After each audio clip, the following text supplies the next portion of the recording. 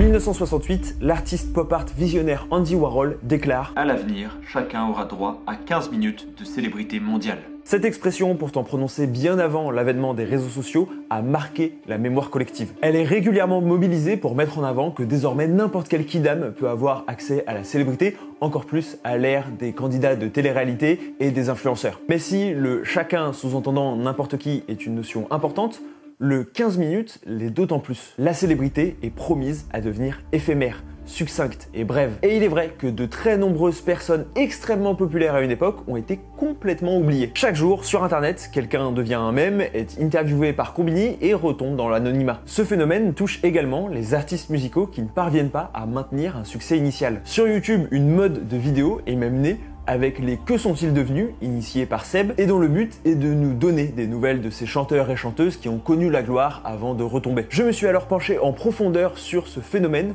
pour comprendre comment des artistes qui étaient en haut de l'affiche ont pu s'écrouler du jour au lendemain. Mais aussi comment certains ont décidé d'arrêter par eux-mêmes face à la frénésie, ont décidé de se relancer ou même de se réinventer. À ce sujet, je suis allé interviewer le groupe PZK qui a sorti des tubes comme Les filles adorent, Je suis beau, etc.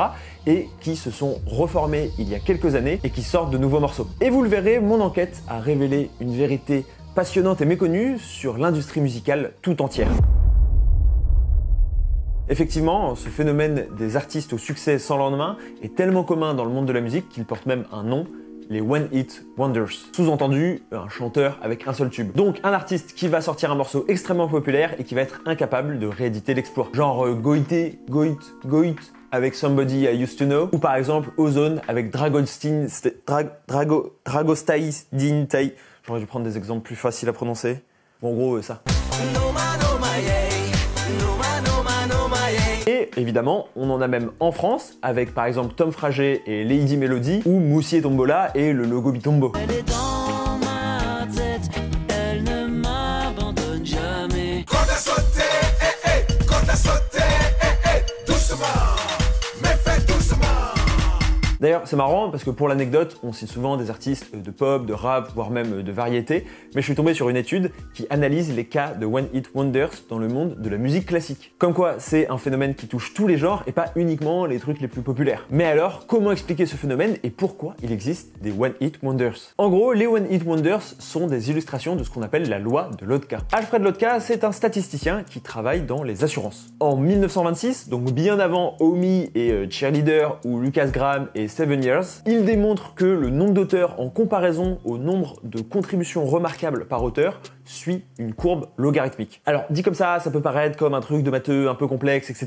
Mais en fait, c'est ultra basique. En gros, la loi de Lotka, elle établit que dans un domaine, une minorité de personnes va produire une majorité des résultats. Et à l'inverse, une majorité de personnes va produire une minorité des résultats. C'est pour ça que souvent, on le représente par une courbe de puissance inversée. Pour être plus concret, si on considère qu'il y a 100 artistes qui produisent tous des hits, environ 10% d'entre eux, comme Beyoncé, Drake ou Ariana Grande, produiront la majorité des hits. Et les 90% restants en produiront beaucoup moins, voire un seul. Et ça tombe bien parce qu'une étude de 1995 par des professeurs d'université a voulu vérifier si la loi de Lotka s'appliquait au monde de la musique. Pour cela, ils ont décidé de se concentrer sur les disques d'or. En gros, est-ce qu'une minorité d'artistes détenait une majorité des disques d'or? Et le résultat est que la loi de Lotka surestime le nombre d'artistes avec un seul disque d'or. Donc, la courbe n'est pas complètement logarithmique. Pour autant, l'étude conclut que la loi fournit une excellente adéquation aux données et reste donc pertinente pour analyser le monde de l'industrie musicale. Ça rejoint ce que Sherwin Rosen appelle dans son livre l'effet superstar, à savoir la domination dans un champ économique d'un petit nombre de personnes formant quasiment une oligarchie. Et ça se vérifie dans toutes les industries créatives. Il suffit de voir à Hollywood quand un acteur ou une actrice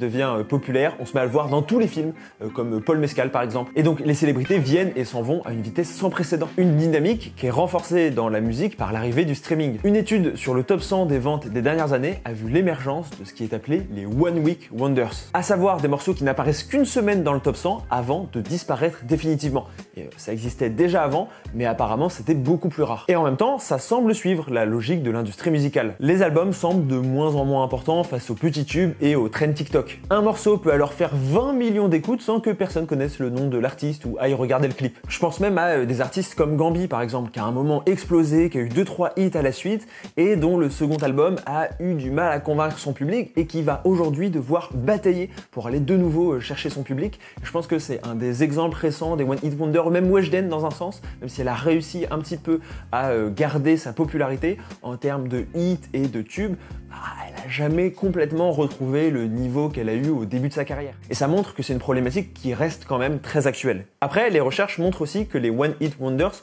ont visiblement connu un pic au niveau des années 90 avant de décroître dans les années 2000 et 2010. Mais pour le coup, je suis pas sûr que ça prenne en compte l'arrivée de TikTok et justement de ces trends et de ces tubes éphémères. Plusieurs recherches ont eu lieu pour essayer de définir les caractéristiques exactes d'un One Hit Wonder. Déjà, pour la plupart, ils sont plus jeunes que la moyenne lorsqu'ils connaissent leur premier grand succès. Même si PZK rentre pas exactement dans cette catégorie puisqu'ils ont plusieurs tubes, ils expliquent bien que leur jeunesse, ils avaient 18 ans voire même un peu moins au moment de leur premier succès, a été un vrai problème. Trop jeune parce que pas vécu assez de choses. Ouais, pas vécu de choses. Bah ça se ressent, premier album on parle que de filles, de fêtes, c'est tout, ça s'arrête là, les études, enfin les cours, les filles, la fête, il y a rien d'autre. Tes parents, ouais, tes parents, voilà, c'est tout. En fait, si tu veux, il fallait déjà, à ce moment-là, et c'est pour ça qu'on était un peu jeunes, il fallait déjà savoir commencer à faire des vidéos, savoir faire nos propres sons, savoir enregistrer nous-mêmes. Heureusement, je faisais des études perso d'ingénieur son, donc ça nous a servi à nous par la suite, et heureusement, sinon on n'aurait rien fait du tout, peut-être après.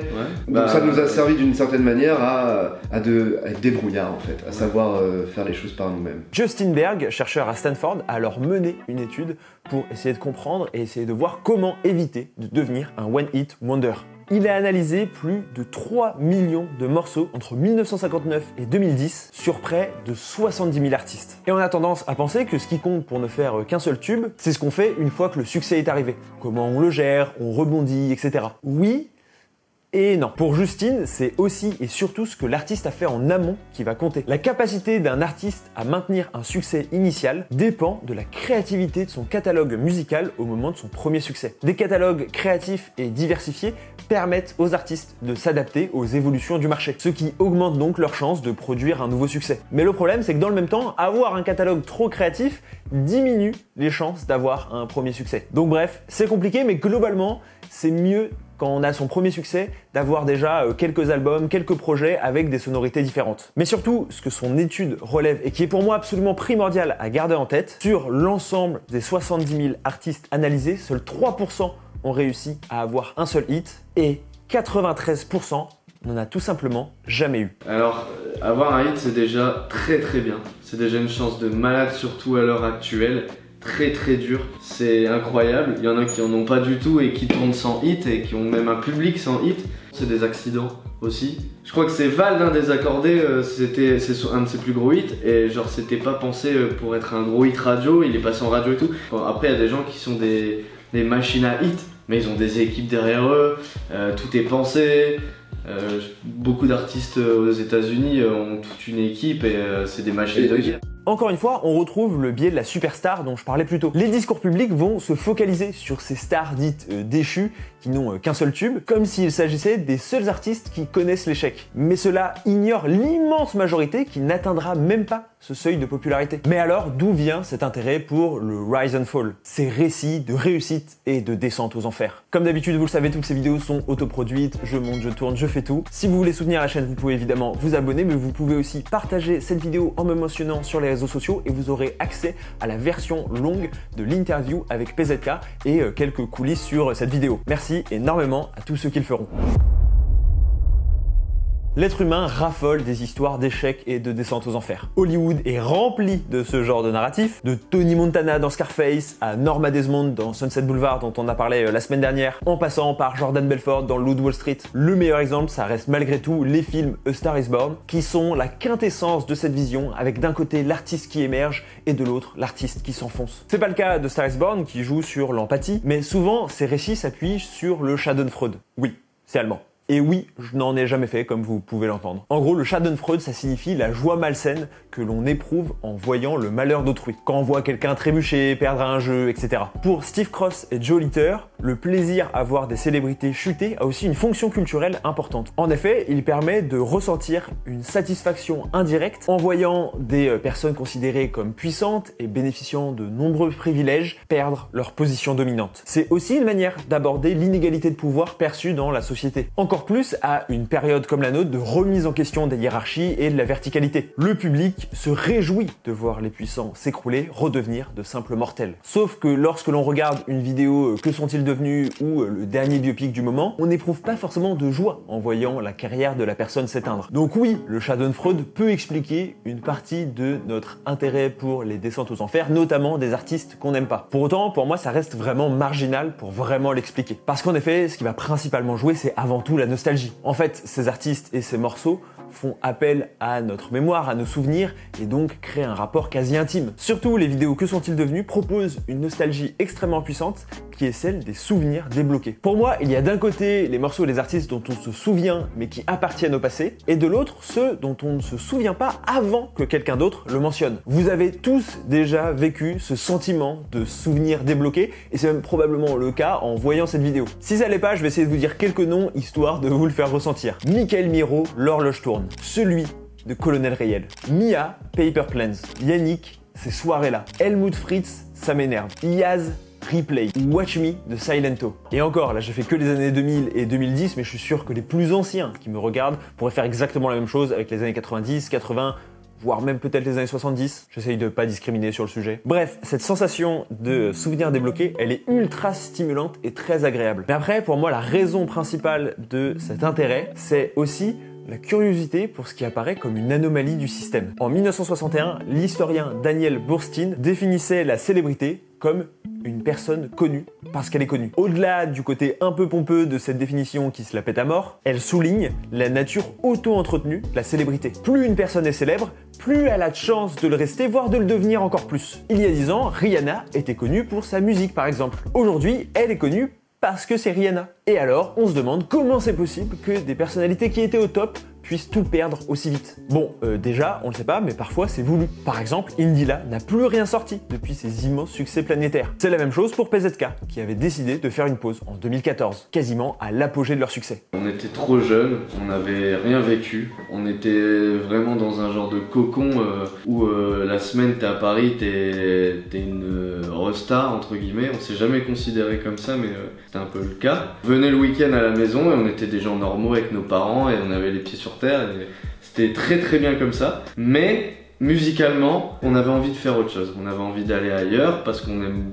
beaucoup, on est des vrais passionnés de musique et se remettre un peu dans l'ombre et apprendre la vie tout simplement. Et c'est aussi de revivre une certaine adolescence qu'on nous a pas offert, enfin qu'on n'a pas réussi à prendre parce qu'on avait ce projet, pouvoir revivre un peu ce moment-là en étant donc, du coup en faisant d'autres projets musicaux, en redémarrant de zéro aussi sur certains projets. Ouais, c'est raison, ça nous a volé notre adolescence. Clairement, on n'a pas eu d'adolescence. Enfin, on a eu des super moments, on a kiffé et tout.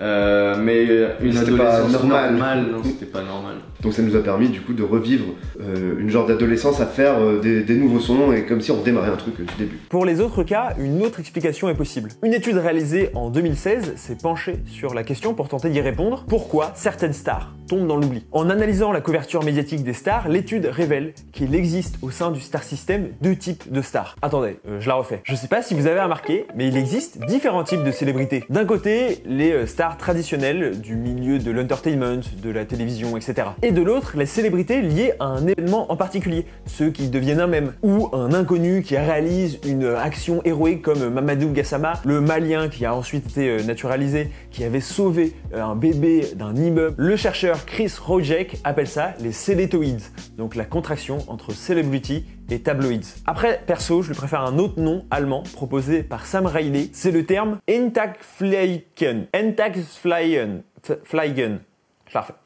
Entagsfliegen, qui désigne en fait un insecte dont la durée de vie est d'une journée, ce que je trouve une belle métaphore. Mais je suis d'accord, célétoïdes, c'est quand même beaucoup plus simple à dire, donc on va rester sur Seletoids. Bref, l'étude de 2015 conclut qu'au sommet de la pyramide, les stars traditionnelles bénéficient d'une continuité importante de leur célébrité, alors que les Seletoids qui sont liés à un événement la voient s'évaporer très rapidement. Et vous allez me dire, mais attends, les artistes musicaux, ils rentrent beaucoup plus dans la première catégorie. Bah oui et non. Les One Hit Wonders qui ont d'un seul coup un morceau qui pop de nulle part, sont presque plus proches de la TikTokeuse qui dit mais on va manger chez Quick Wesh que de Billie Eilish dans la manière dont s'est construit leur succès. À savoir une viralité très forte et parfois impossible à expliquer qui repose finalement assez peu sur leur musique. Et finalement, tout ceci fait apparaître une face un peu plus sombre.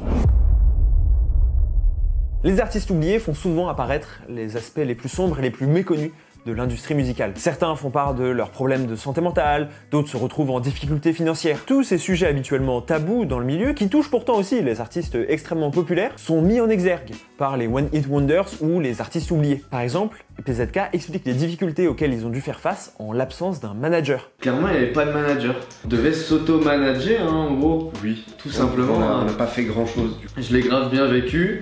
Mais je pense que ça aurait été bien quand même d'être canalisé, d'avoir une structure, d'avoir quelqu'un avec nous pour défendre aussi nos intérêts parfois et aussi faire des connexions du réseau parce que nous en vrai on était en mode bande de potes comme ça a toujours été. Ça nous a pas desservi mais on aurait dû certaines fois aller à telle ou telle soirée, rencontrer des gens plutôt que jouer à la console.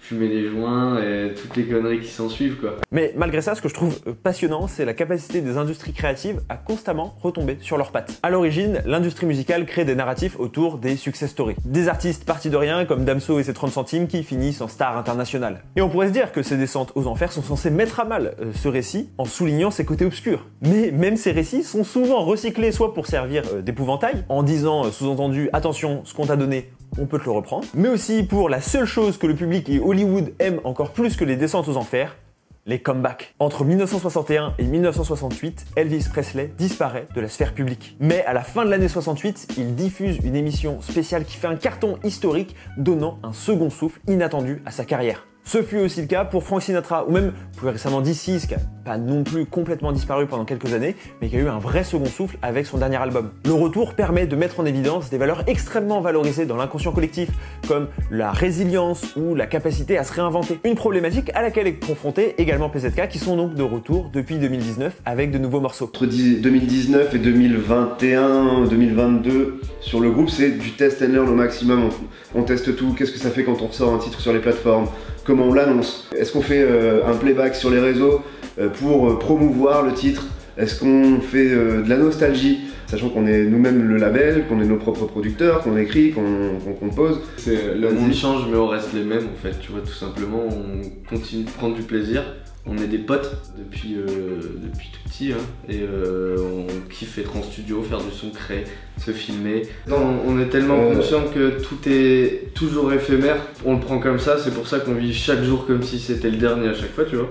On va de l'avant, dans tous les cas on va de l'avant, on a toujours été de l'avant en étant conscient qu'on a une belle base, un beau passif, mais l'important c'est d'aller de l'avant. On se repose pas sur les lauriers, je crois qu'on dit ça, c'est juste pas possible de juste laisser le projet en l'état et de rien faire. Parce qu'effectivement, le comeback peut aussi mal tourner si l'artiste ne parvient pas à convaincre le public avec sa nouvelle proposition. C'est ce qui est arrivé cette année avec Katy Perry et son album 143, qui se voulait un retour aux sources. Après l'échec de son dernier album, la chanteuse voulait s'assurer un succès comme à l'époque de Teenage Dreams. Pour ça, elle a même fait appel à Dr Luke, son ancien producteur, accusé de nombreux abus sur la chanteuse Keisha. Ce qui a évidemment et logiquement pas manqué de faire scandale. Mais pire, les premiers singles n'ont pas convaincu, semblant tous datés et sans saveur. Et c'est toute la problématique de ces artistes oubliés. Réussir à trouver l'équilibre entre nostalgie pour continuer à capter l'attention d'un public qui est habitué à aller voir dans un certain domaine, dans un certain genre, avec certaines sonorités, tout en étant capable de se réinventer, se renouveler, s'adapter aux nouveaux défis et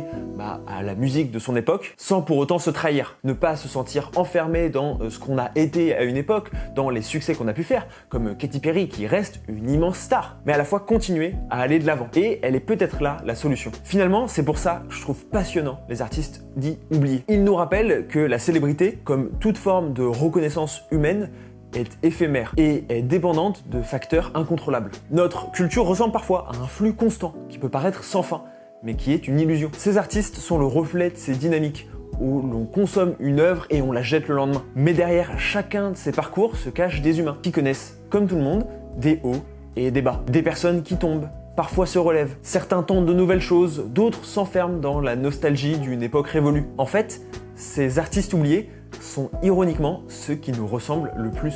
Ceux à qui on peut le plus facilement s'identifier. Ceux qui paraissent le plus authentiques, le plus sincères, le plus humain. Et c'est ce qui, pour moi, au final, les rend si passionnants et pertinents. Merci énormément à PZK d'avoir accepté de participer à la vidéo. Comme dit durant la vidéo, si vous voulez avoir accès à l'interview complète, il suffit de partager la vidéo et de me mentionner. N'hésitez pas à aller voir leur chaîne YouTube et à écouter les nouveaux morceaux qui sortent. Merci à tous d'être restés jusqu'au bout de cette vidéo. J'espère qu'elle vous aura plu et qu'elle vous aura intéressé. On se retrouve la semaine prochaine pour la sortie de la dernière partie de mon documentaire sur l'histoire des youtubeurs, plus d'1h30. J'ai très hâte. Merci énormément. C'était Adam Bros. Ciao.